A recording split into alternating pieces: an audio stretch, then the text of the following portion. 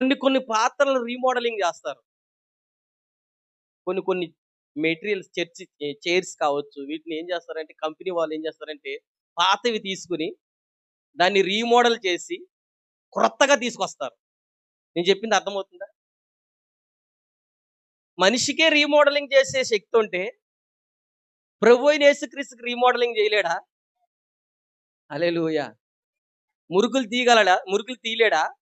వంకరలు తీయలేడా? అతుకులు ఊడిపోయిన అతికించలేడా? ఏం చెప్పలేరు? రీమోడలింగ్ చేయగలడా?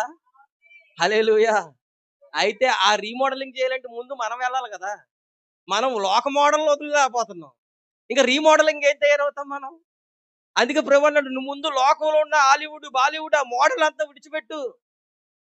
హల్లెలూయా! నాయనా కిటికీల జాకెట్లు విడిచిపెట్టు. ఎంతమందికి అర్థమవుతుంది? హల్లెలూయా! ఆ కుక్కలు చింపిన ప్యాంట్లు విడిచిపెట్టు. నువ్వు లోకంలో ఉన్న మోడల్స్‌ని విడిచిపెడితే నిన్ను ఆయన రీమోడలింగ్ చేసి నిన్నే లోకానికి ఒక మోడల్‌గా చేయగలడాయన. దేవుని నామమున మహిమ కలుగును గాక. మనం ఆయన చేతిలో మట్టి ముద్దము. ఆయన మనల్ని ష్ చేయటానికి, ఆయనకు యోగ్యమైన పాత్రగా చేయటానికి ఆయన మనల్ని పిలిచాడు.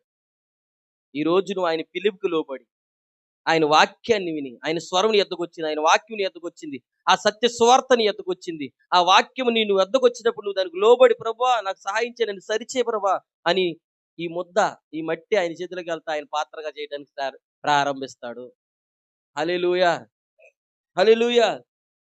అందుకే ఖచ్చితంగా మనం ఎలా ఉండాలంటే ఆయన చేతిలో ఘనమైన పాత్రగా మారాల.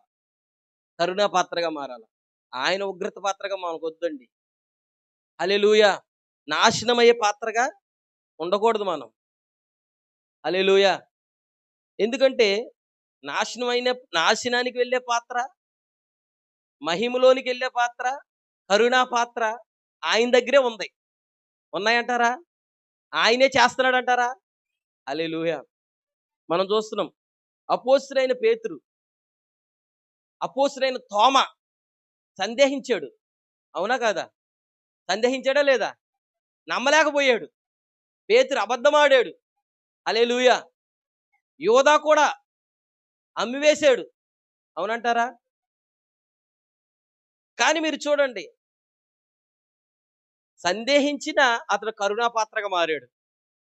అబద్ధమాడినా అతడు కరుణా పాత్రగా మారాడు. హల్లెలూయా! ఎండి నాణేలకు అమ్మివేసిన వాడు ఎంత ప్రార్థించినా కరుణా పాత్రగా మారలేకపోయాడు.